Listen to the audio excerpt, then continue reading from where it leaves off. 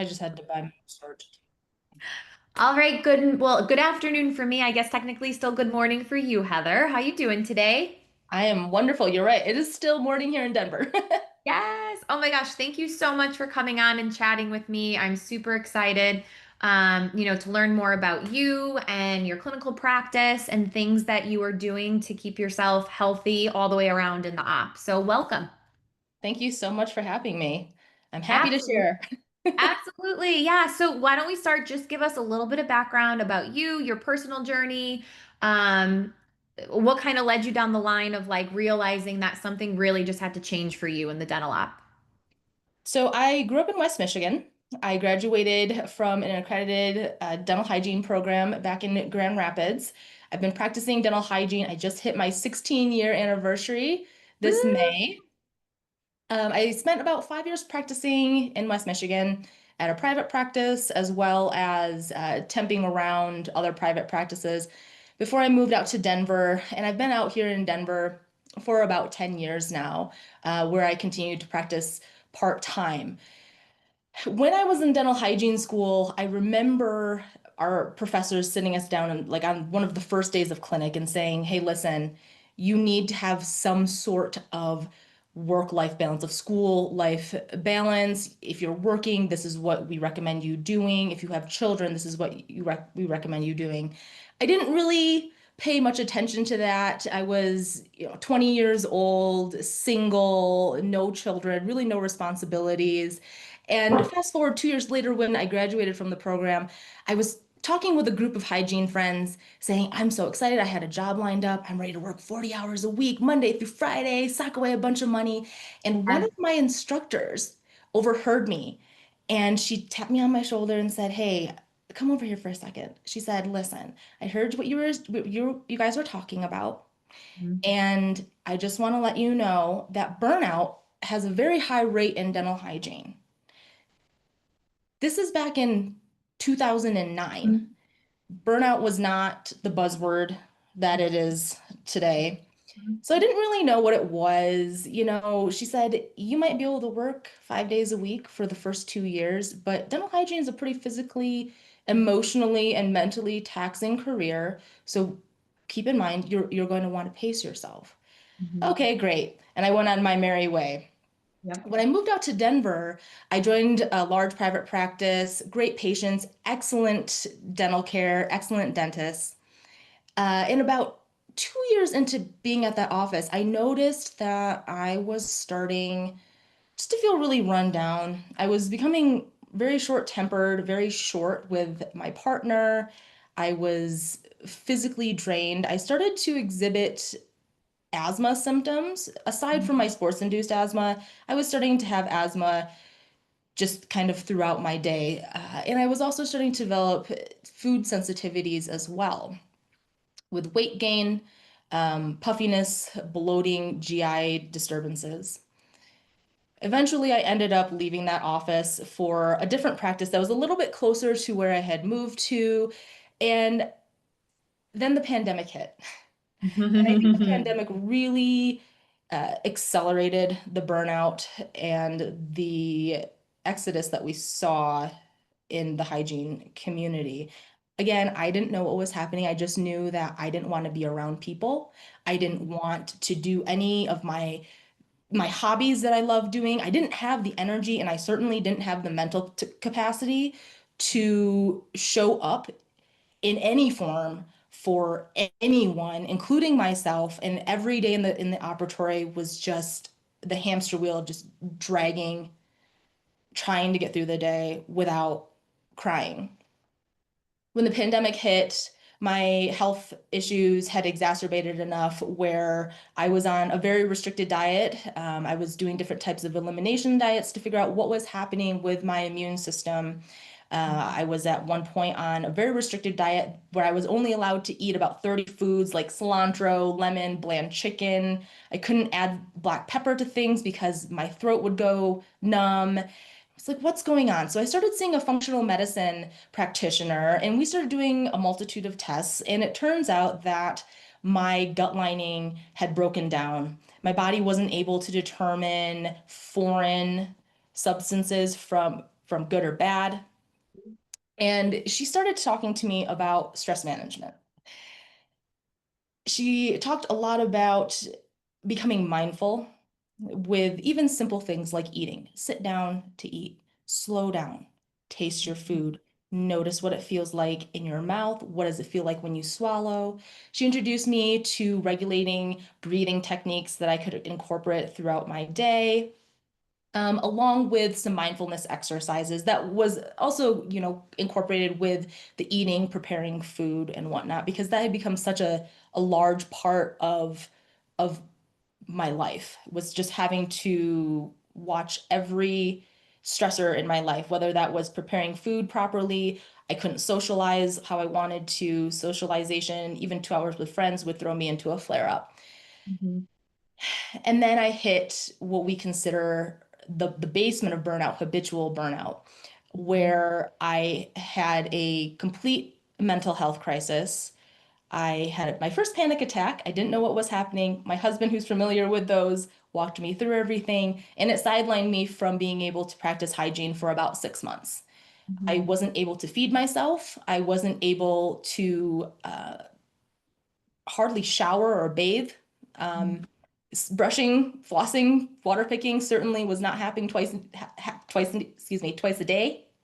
And it really made me take a step back to analyze what was I doing in my life? How was I approaching relationships, particularly with myself? Mhm. I think a lot of hygienists, including myself, identify as perfectionists, as Mhm. type A. The Mhm. majority of hygienists identify as female. Mhm. And there are a lot of factors that play in to poor stress management that we have been conditioned for as women by our society, by our upbringing, by our culture. And I definitely fell victim to that entire theology, that entire aspect of conditioning and poor stress management. Now, what do you feel like are some of the most overlooked stressors that it might not be super obvious to somebody that it's, contributing to their burnout? Yes. I think that a lot of hygienists can identify what's stressing them out, Mhm. whether it's I'm running behind, or I felt really uncomfortable with that patient, or I feel like I'm working in a really unhealthy work environment. Mhm. But what we need to do is scratch the surface and dig a little bit deeper. So when we're looking at the different types of stress, Carl Albrecht was a stress scientist. He wrote a book, Stress and the Manager, and it's all about the different types of stress that we feel in the workplace. And he divides them into 4 types of stress. We have time stress, anticipatory stress, situational stress, and encounter stress. So when we look at the stresses that hygienists are facing, and we really look at them through the lens of those 4 types of stress, we can really see why we're so stressed out. Mhm. But if we take that a step further, I think one of the biggest stressors that we're missing uh, when we break down stress cognitively at the end of our day is looking at leadership in in dentistry. What does good leadership and management look like? Well, we know that good leadership and management includes being empathetic, and including employees in this continuous professional conversation. Part of this conversation is including psychological safety, where employees and team members feel really comfortable and safe and being able to bring their opinions, their concerns to the table without having that type of backlash. When we don't have that type of safety, how are we supposed to show up in our full self as a team member, as a care provider for our patients? And then how are we supposed to afterwards, once we clock out, show up for our family and our Mhm. friends? When we're not psychologically safe, that also trains our nervous system to expect this type of pattern. The Mhm. human body, the human mind, we love patterns. We almost crave patterns. Mhm. When we train our nervous system to stay in this dysregulated state, we only stay in what we call a stress response cycle, or this stress loop that's supposed to be closed. When we don't close it at the end of the day, we stay in this hyper vigilant or just dysregulated state. Other factors that are included in good leadership: recognition, appreciated. When we feel small, again, we don't feel safe. We needed a work environment that also supports that work-life balance. So when we take a step back and we really look at the stressors that we're experiencing in the operatory, we need to dig a little bit further to notice what we're feeling, how those feelings are attached to the different emotions and the different thought processes that we're having, and what those emotions and thought processes are then attached to. So we're just digging deeper and deeper to really see the foundational elements of our stress so we can manage them more effectively. And for some, like even just the idea, because we're going to talk about some like nervous system regulation techniques and things like that, break down for us a little bit like what nervous system regulation actually is. What is like in a real life situation, what's the difference between like a dysregulated nervous system versus a regulated one? Right. So when we're talking about excuse me, when we're talking about nervous system regulation, we're really referring to the ability of our body to maintain a balance and a adaptable state. Mhm. So we're meant to experience stress. Stress is what gets us up in the morning and motivates us. It keeps us alive and safe. A good amount of stress is a healthy amount of stress. Mhm. But when we're not able to close that stress loop, that's when we stay in this dysregulated, heightened state. When we stay in that dysregulated state, that is when it can become chronic stress, and that's when the body and the brain start to react. So for me, my stress manifested as autoimmune diseases, as well as a lot of GI issues. I experienced a lot of anxiety as well as depression. Other people could experience changes in their experience of pain. We can see heart rate variability change, health issues, sleep disturbances. I've had moments where my cortisol levels were so high, which cortisol, of course, is a big player along with adrenaline in the stress response system. I think that's also become a big buzzword with the puffy face and the bloating and whatnot, especially as a woman in our culture. Yes. Um, yes. I When my remember I prior to having my girls, my husband and I went through three miscarriages, and so we worked very closely with the naturopath to really make sure all my hormones, everything was regulated because you go seek, traditional medicine and I was fine, right? But if you look at it, like I was in the suboptimal category of within normal limits. And now here I am, not only trying to keep myself alive, but this growing baby, right? Like I was able to get pregnant, but I couldn't keep these pregnancies. And my naturopath was like, we need to check your cortisol levels. And I knew how they were going to come back, right? Because I mean I knew it. I was stressed from running my business, a starting education platform, trying to get pregnant and stay pregnant, and then all other stressors, right? Just life in general, managing, my schedule with work and trying to be better about boundaries and whatnot. And it's just so interesting to me that that wouldn't have been checked if I just stayed within the bounds of, my GP or whatnot and didn't kind of branch out. Like, I mean, I was tested for everything under the sun for my naturopath, and God bless her because I really believe that is why I have these girls right now because we found the little missing pieces. And this whole stress component is something I worked with a somatic coach as well through all of it and all that like hidden trauma, that I had from things I thought I dealt with in the past, but especially these miscarriages that were happening one after the other. And I didn't give myself a break. I was just getting pregnant and pregnant and pregnant. And it's really just so true, everything that our body just kind of holds on to. And we have to be able to develop these strategies. So when I saw, your post and I found you on Instagram, I was like, oh my God, I love that she's talking about this because I mean, I don't practice clinical hygiene anymore, but I can think back to how I felt when I was practicing clinical hygiene. And it's just so, we go to school, we love being hygienists. I loved being a dental hygienist, right? And there's so many hygienists that reach out to me 2 years into practice and they're like, I'm burnt out. And I'm like, all right, something's got to change. Like we have to do something to keep ourselves healthier. So talk to me a little bit about, of course, there's like tons of buzzwords out there, breath work being one of them, but how that kind of plays into helping, throughout the day in the app, like what are little strategies that we can kind of be doing to help calm our nervous system? So one of the big things with breath work and regulating the nervous system is our exhale, because it involves the vagus nerve, which is the 10th cranial nerve, like we remember back from A&P. And that vagus nerve helps to regulate the parasympathetic nervous system, which is our rest and digest. It's our brake pedal as compared to the sympathetic nervous system, or the SNS, which is the gas pedal, which is what's being stimulated and used when we're in that stressed out state. So in the operatory, I always like to turn, this is one of my favorite breathing techniques. It can be called the psychological or the physiological sign.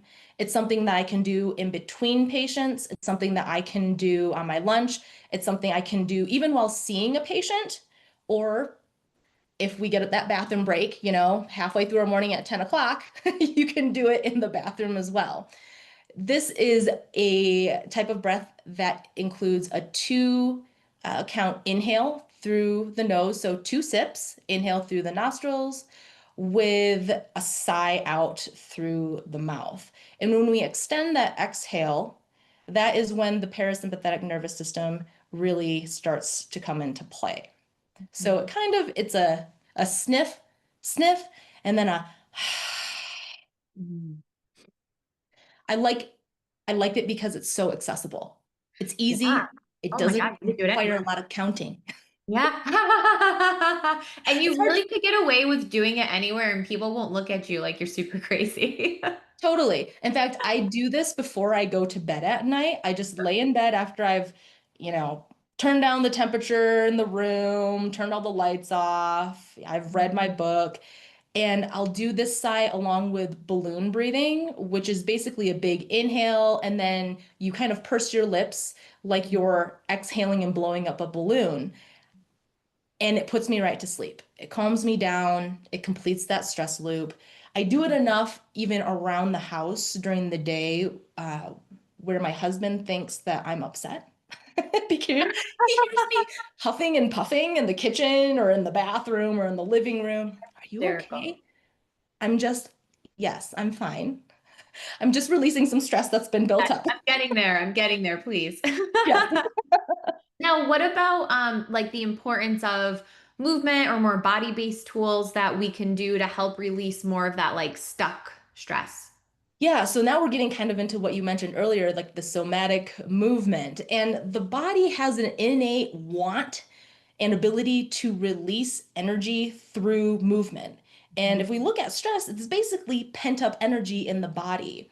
Mhm. If you even want to break down somatic movement further, we can look at different types of movement for specific emotions and stressors that we're dealing with. So, for instance, if you're angry, you can just take a pillow above your head and just slam it and throw it onto the ground a few times. It's a great way to release stress. You could use a wall push to release anger and frustration. And I know that if you're a hygienist listening right now, you definitely have felt anger and frustration after a day in the operatory.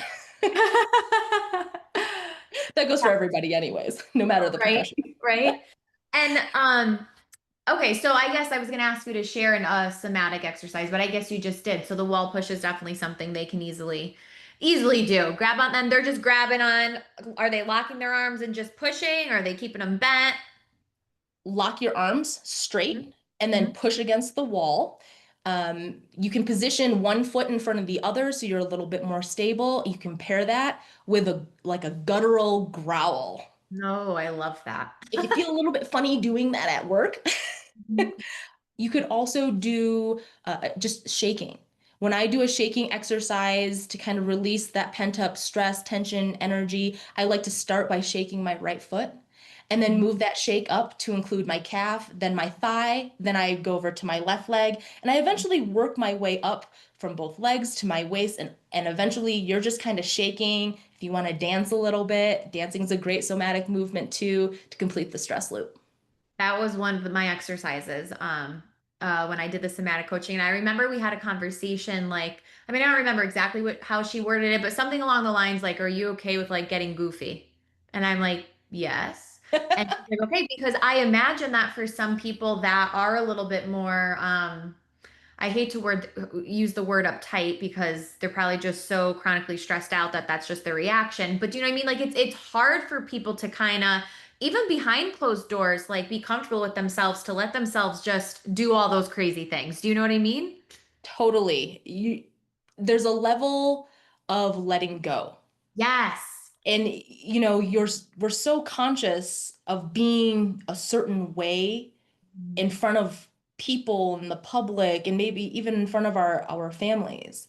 Mhm. But there is a level of letting go and just be goofy. And I guarantee you it feels so good. You will come back to it. And then Yeah. also, again, that's establishing a pattern. You're establishing a pattern with your nervous system. Like, hey, you can rely on me at the end of a really stressful day or at the end of a stressful situation or a stressful drive.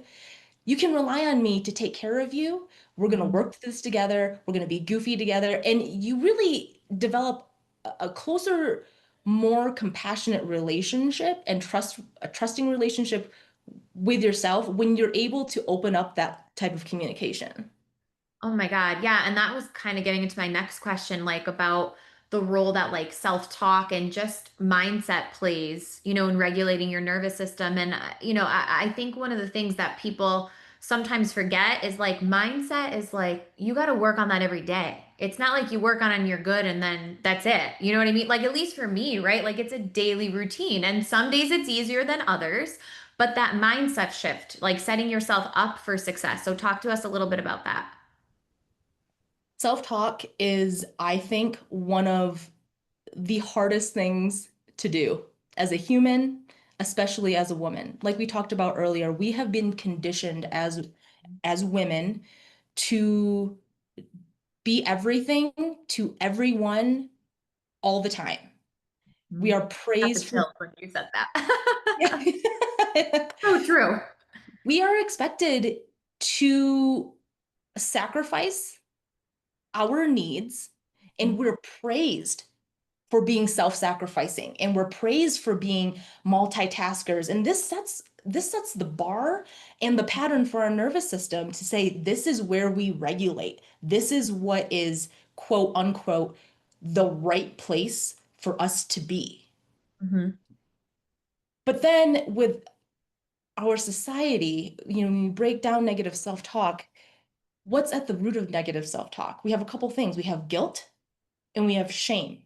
We feel guilty when we set boundaries, whether that's external or internal. Internal boundaries would fall within self-talk. Mhm. And we feel shame because of our conditioning. Shame, guilt, that's not something that we are necessarily innately born with. That happens over life experiences. So when we look at self-talk and setting that internal boundary and how we want to talk to ourselves, we can break that down into two different things that's required.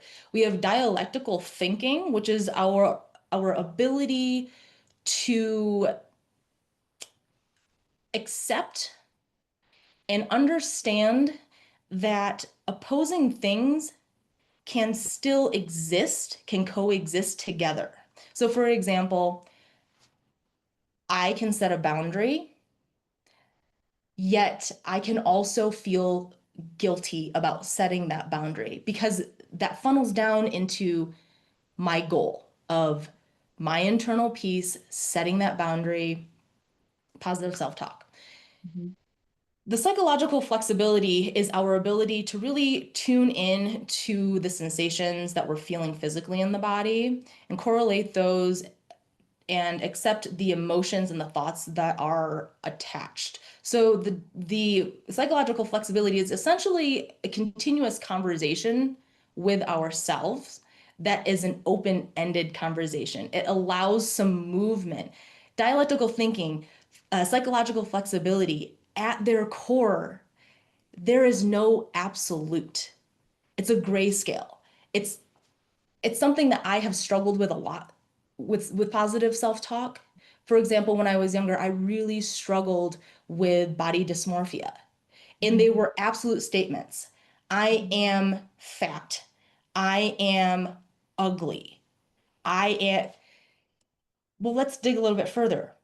What am I feeling when I say that to myself? What am I what are my thought patterns? What are my emotions around that? And why do I feel like this statement is true? Also, why do I feel like this is an okay and appropriate conversation to be having with myself? Self-talk is essentially creating a conversation of compassion and love and acceptance and grace and flexibility with ourselves, but seeing ourselves also as this separate entity. It's kind of having a conversation with your, what I'll call our spiritual self. Mhm. It's about becoming your best friend.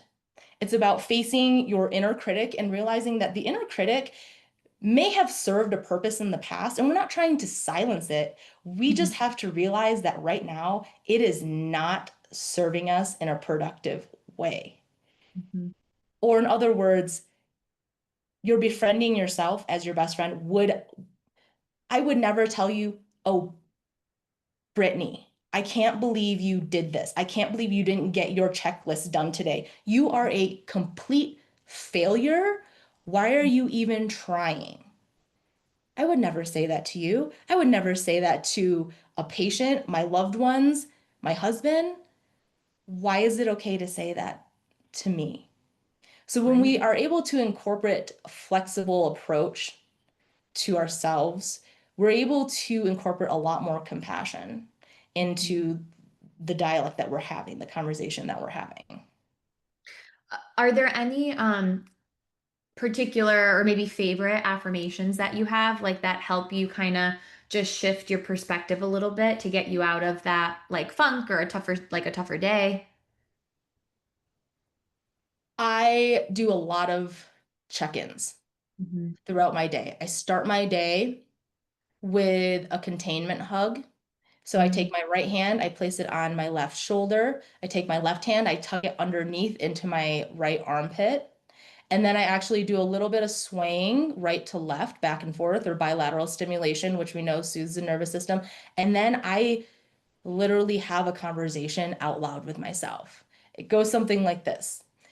Hey girl, how you doing this morning? Girl, I know you are tired. I know your neck is kind of sore. I know you're thirsty. I know we didn't drink enough water yesterday. But don't worry, today I got you. You just tell me what you need and know that you are my priority. I can take care of you. Also, when I was in the depths of my habitual burnout, it was a lot of meditating, not in the sense of meditating, burning incense, different mudras with my hands. It was literally sitting in bed and noticing what was happening in my body, noticing what was, and we'll call it her body. It was more of almost like I was laying in bed next to myself. Like an yeah, Like like an out of body experience almost. an out of body experience, exactly. Where it was like, what are you feeling? What Mhm. are the thoughts that are happening? And then catching myself and reframing the I should be doing this. I can't believe I didn't do this. Instead of I should be doing the laundry, it's more of like a I could be doing the laundry and that's something that I hope to get done today. Mhm. But then walks in the flexibility. But if it doesn't happen, that's okay. And I still have value. I'm not a Yes. failure. Yeah. This is like perfect timing, I feel like, that we're having this episode because I I'm not back to seeing patients in my practice. I'm very lucky to have a very strong team of myofunctional therapists, and they're holding down the fort since I had the girls. The girls are 9.5 months now, and I see some patients like at home virtually, but I'm involved in so many other things that it's keeping me busy.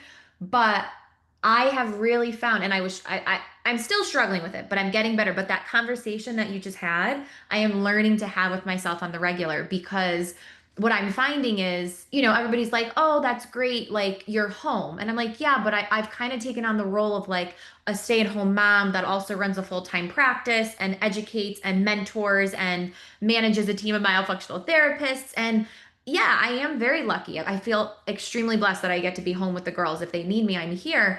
But I'm trying my best to like be present in one, right? Where like if I'm out there with them, that is where I am. And if I'm in here, this is where I am. And that's the part that I've really been struggling with. And, we're all human. We all scroll the internet and it's like, I could be doing that. I should be doing that. And I was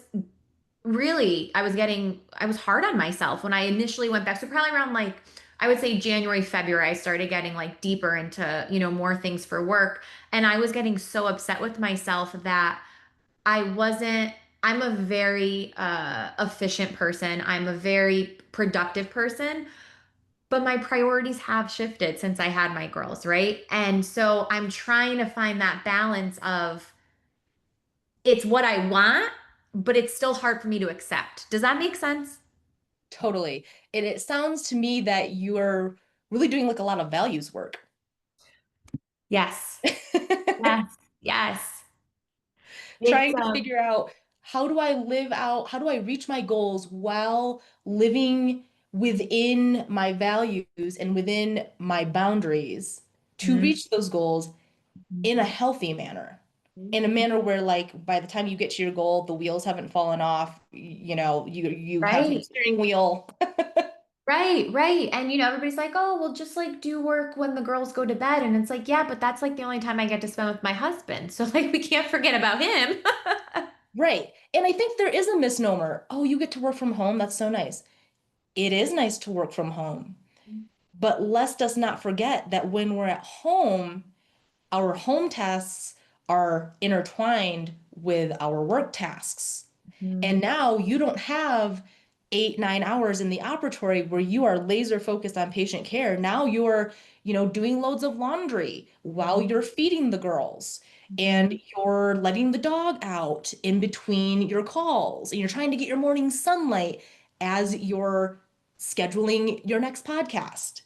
Right. It's just because you don't have the commute doesn't mean Mhm. that anything becomes easier. I almost would argue that it almost can be more difficult in some areas. Absolutely. So tell me, what's a technique or practice or exercise or something that you feel like I can do throughout my day to kind of just like reset me? Do you have time to go for walks with your girls? Oh, yes. We make sure. I I try think my best. walking is one of, to me, the most stress relieving things that I can do. Mhm. One, like I mentioned earlier, you're getting that bilateral stimulation. You're getting that rhythmic back and forth pattern, which the nervous system really likes. Two, Mhm. if you can walk outside, you're getting fresh air. And Mhm. three, if you really want to be proactive on a walk, you can do a walking meditation where you just simply are walking, you bring your focus inward to your physical sensations. Notice what are my hands doing? Mhm. What is my forward head posture doing as a hygienist? Oh, let's pull that back. What Mhm. does the ground feel like underneath my feet? And then we can expand our awareness to what's happening around me. What am I hearing? What am I smelling? Maybe you brought a snack along and you're eating a granola bar. Mhm. It's easy to get distracted. This happens to me all the time on my walking meditations, and there's nothing wrong with that. You just simply come back to Yeah. noticing your physical sensations. And at the very end, and this could be like a 20-minute walk, it doesn't have to be long, just come to a stop and just notice what's happening physically, cognitively, emotionally. Mhm. That's a really easy way to develop new patterns in the brain, becoming Yeah. more mindful. Mhm. because mindfulness is the basis of stress Mhm. management, of burnout prevention, of burnout recovery. If you don't know what's going on with your body, if you don't know what's going on with your mind and your brain, you have nothing to address. It's like trying to diagnose periodontal disease without x-rays and a perio chart. You can't do it. Right. I think one of the things that I've been trying to do is at the end of the day, instead of focusing on all the things I didn't get to on my to-do list, I try to praise myself for the things I did get to, even if it was only like one thing out of the 10 things. I'm trying really hard to be like, pat myself on the back and be like, look, you did it. You made it through another day. You mommed to two twin girls. You ran your practice. You did this. Like I try to have that inner conversation with myself. But you know what? I think I probably would love talking to myself out loud. I definitely do a lot of talking in here, but I think I'm going to try the actual like having a conversation with myself out loud. I feel like that would feel even better. It, to be honest, it does. And you Yeah. feel a little bit crazy at first. You're like standing in the shower having a conversation with yourself. So, your partner walks in, like, who are you talking to? No one, just move on, move Yeah. along.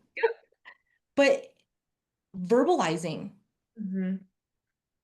and focusing on your wins, focusing on gratitude, but not just focusing on your wins and gratitude, but sitting there for a second, saying these things out loud, congratulating yourself, saying, girl, I am proud of you. Like you Mhm. said, you just mommed two 9-month-old twin girls. You showed up for your partner, you showed up for your practice, you showed up for yourself. Sit there for a second instead of just thinking about it and just notice, what does that feel like? What does that feel like in your body? Maybe you'll notice like a warmer sensation, maybe like in your solar plexus, right? Where your rib cage, like the top of your the bottom of your sternum, you know? And same thing, part of mindfulness and stress management and increasing your stress resiliency is the ability to sit with discomfort. So when we're uncomfortable too, don't avoid it. Right. What physical sensations are coming up, what thoughts and emotions are coming up, because that all comes down to that all funnels down into regulation. Yeah. Oh my God, absolutely. I'm just loving this conversation. Um, so tell me, what does like a typical or in a perfect world, what would be a nervous system friendly day in the life of a dental hygienist? Oh, that stay in bed. I'm just kidding. I think we all wish we could do that. Yeah, yeah, yeah. One of the easiest things to do with regulating in the operatory is to slow down. And if you're a hygienist listening to this, you're probably like, I don't have time to slow down. Are you kidding me? I don't get a break. I don't get a snack. I don't get water. I don't get a bathroom break. Yeah. Come back down to your goals and to your values. And it really, to me, comes down to one, being able to accept the situation and really to stay on target and ask yourself kind of the harder questions. I'm running 5 minutes behind, but I really need to use the bathroom. Remember, nervous system likes patterns. You've denied yourself bathroom breaks for the last 10 years of your career. Your nervous system is dysregulated. It feels unsafe. It can't trust that you will take care of it. Are you going to remember running 5 minutes behind tomorrow, in a week, in a month? Now, I know that a lot of hygienists have families, so they need to get out on time. That's really difficult. And then that might have to come down to having a clearly communicated conversation, advocating for yourself, for yourself with your team members and management, but advocating for yourself inwardly too. And building those stress management toolbox, that kit up and utilizing your tools. But cognitively, that's really where the tools start. You have to remember, you have to know how to use them, you have to remember to use them, and you need to prioritize them. Mhm. Ultimately, if stress goes unmanaged too long, we do reach burnout. we do reach habitual burnout. And recovery is way harder than managing chronic stress. Um, and burnout can't be managed. So utilizing your tools, getting creative. Why are you scrolling on your phone through your 20-minute lunch? I know we want to. It allows us to detach and dissociate for a second.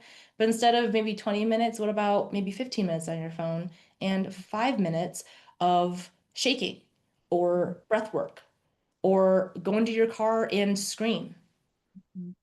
That's totally fine too. Knowing and implementing something that is going to close that stress loop so you just don't stay in this limbo state of dysregulation. And where, if I'm sure as hygienists are listening to this, they're gonna be like, oh my God, I want to pick Heather's brain. Where can they find you? How can they contact you, learn more about you and all these wonderful practices that you do? Sure. My Instagram handle is at the under dash relaxed under dash hygienist. And you are more than welcome to DM me. If you feel more comfortable emailing me, my email is heather@relaxedhygienist.com. And I am more than happy to walk you through anything. You can vent and we can come up with some solutions. And tell us about, I saw on your social media you have an event coming up, correct?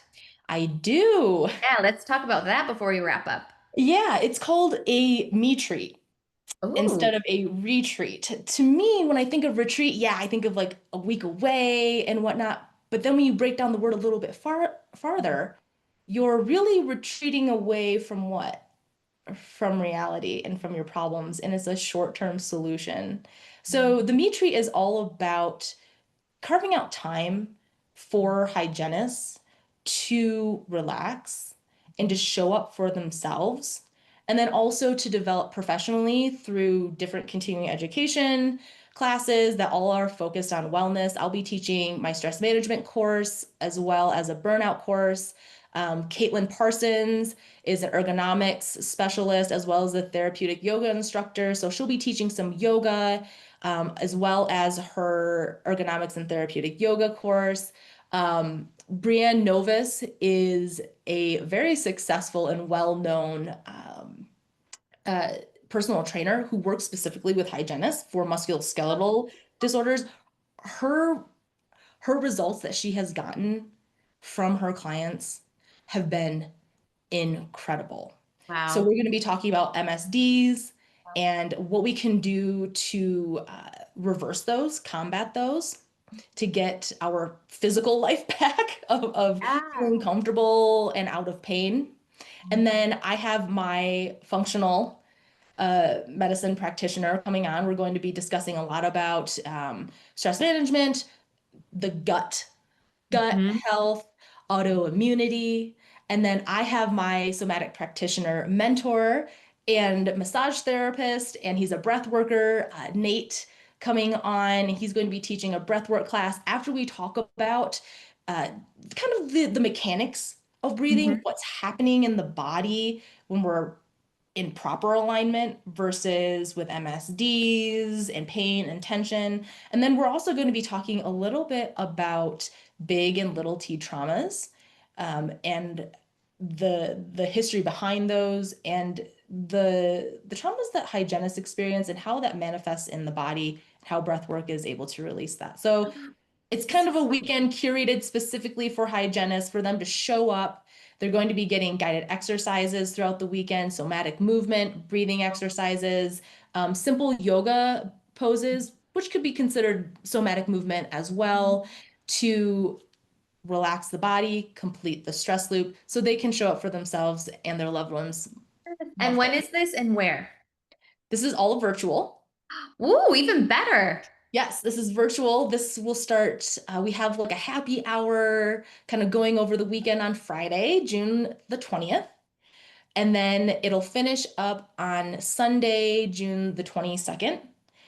Awesome. You can come live, but everything will also be offered on demand for about 2 weeks afterwards for those who either want everything on demand, maybe they have things going on that weekend, or, you're like, oh man, I made it to like 3 out of the 5 classes. I wish I could, those classes will be on demand for you a couple weeks too. And where can they find the registration? The registration is on my Instagram profile. They can click on that. There is an entire funnel with all of the information on the speakers, a big FAQ section. And again, if they have any questions, they're more than welcome to reach out to me. Awesome. Oh my gosh, Heather, thank you so much for your time. Nobody's been on the podcast talking about this stuff. So this is not just for dental hygienists, like anybody that's listening. We have parents, we have other healthcare disciplines. I mean, literally any human walking this earth can benefit from all the stuff that you dropped for us today. So I really appreciate you taking the time to chat with me. Thanks so much for having me. I really enjoyed it.